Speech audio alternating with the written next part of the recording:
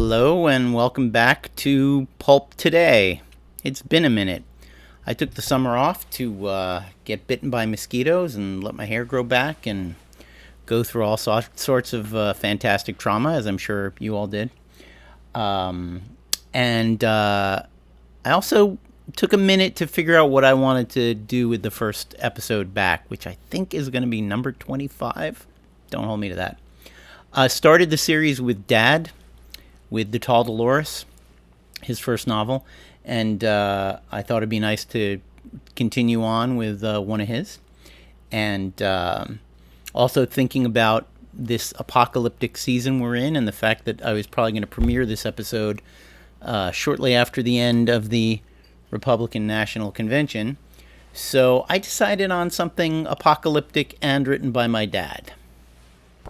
The novelization of Beneath the Planet of the Apes. This is the first edition, went into a few printings. First thing that comes to mind when you see that cover should be that Charlton Heston did not sign his license release image contract. So what you get instead is Linda Harrison, the producer's girlfriend, and some extras in ape masks. Same thing for number 2, second edition, apes, no actual human actors. I'm surprised James Franciscus wasn't worth throwing a nickel to, but no, apparently not. And I found on eBay years and years later, that book's from 1970, German edition, Rückkehr zum Planet der Affen by Michael Avallone. Once again, no Charlton Heston. He was over this bullshit. What's a novelization? A novelization is when they send you a screenplay for an upcoming movie, and you write a book based on the screenplay. Sometimes you have not seen the movie. That's actually more common than you might think. That's not to be confused with a TV tie-in, which is where you get to see maybe the pilot episode, maybe you read a pilot episode of a pilot script episode, and you write a book about the characters. Dad did a bunch of those, Hawaii Five-0, Mannix, and famously The Partridge Family, which sold crazy well.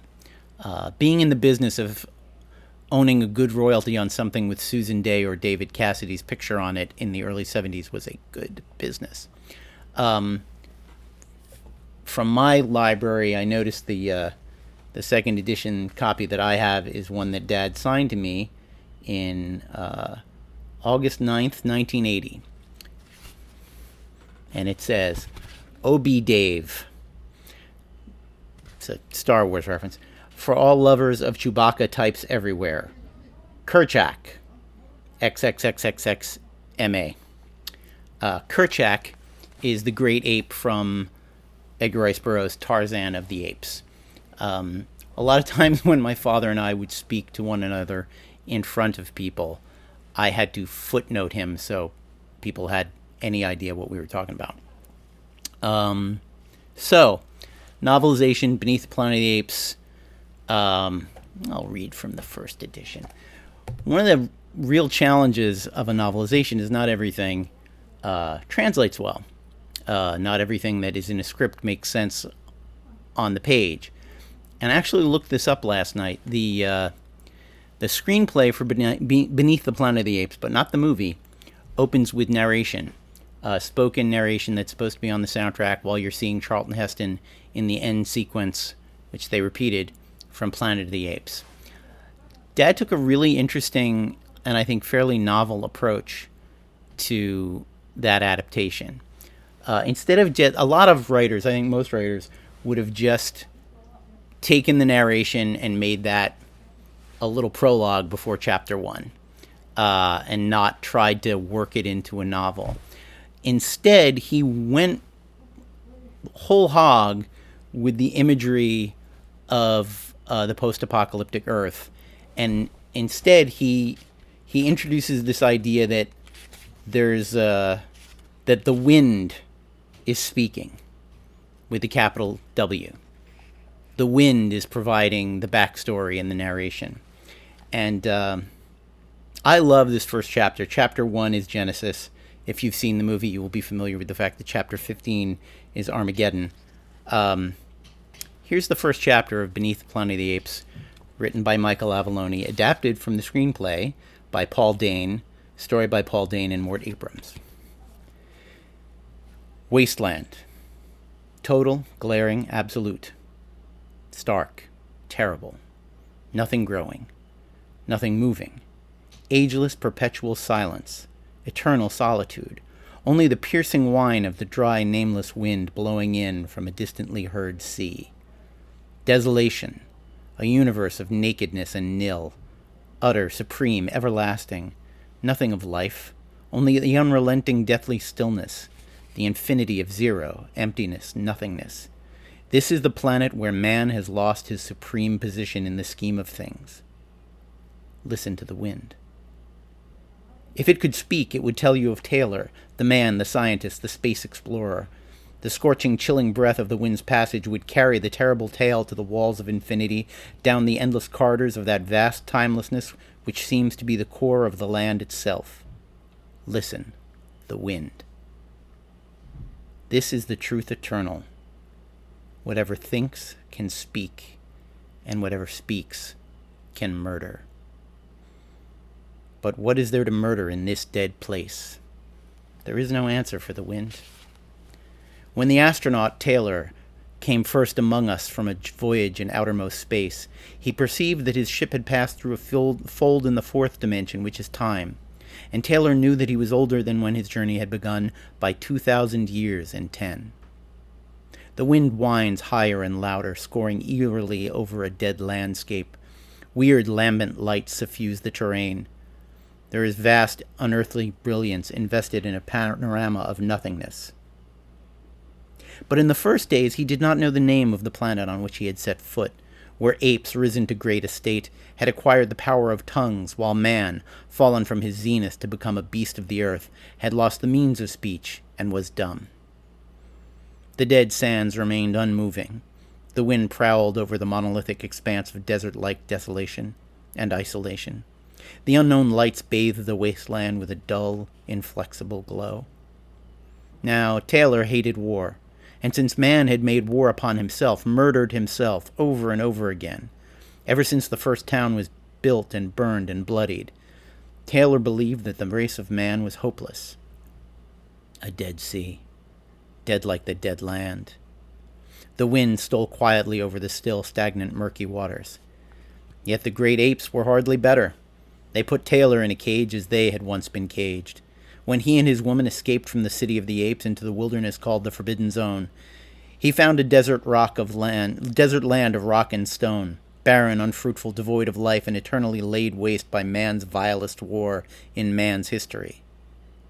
And in this wilderness, Taylor set eyes upon the statue with spikes, a stone lady gazing out over the limitless, endless acres of sand, oblivious to the mean waves lapping at her copper-lined bosom.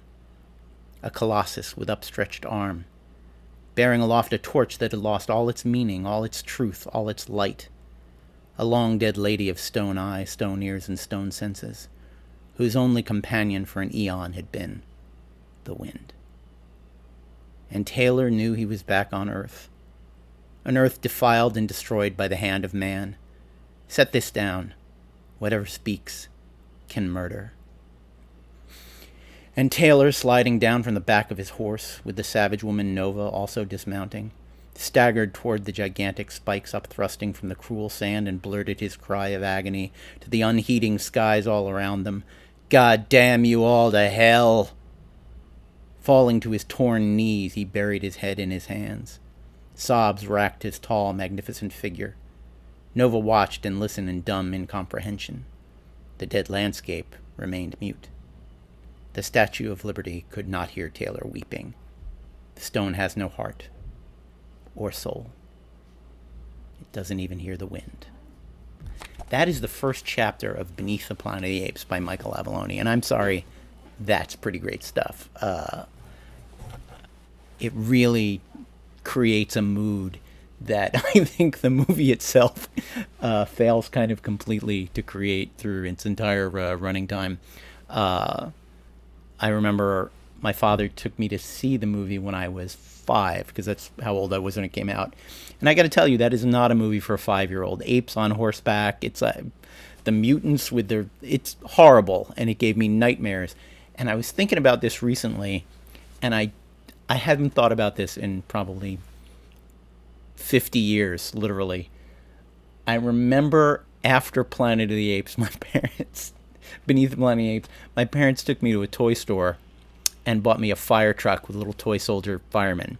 And I remember going home and playing with the truck and still having like flash nightmare imagery from the film. But I'm pretty sure I got that truck probably because I was so upset by the movie and they realized, wow, what were we thinking, taking a kid to something that I can honestly say is the most nihilist big studio franchise movie anyone has made or ever made. And why? Let's do the last chapter because it ties up nicely and it's very short. Some of this narration did actually make it into the final film, read by the amazing Paul Frees, who I will not attempt to imitate. So, Taylor activates the doomsday bomb. In the book, he does it by accident. In the movie, it's intentional. That I don't know at what point in the making of the film that was decided upon. Might have been Charlton Heston giving one last fuck you to the producers.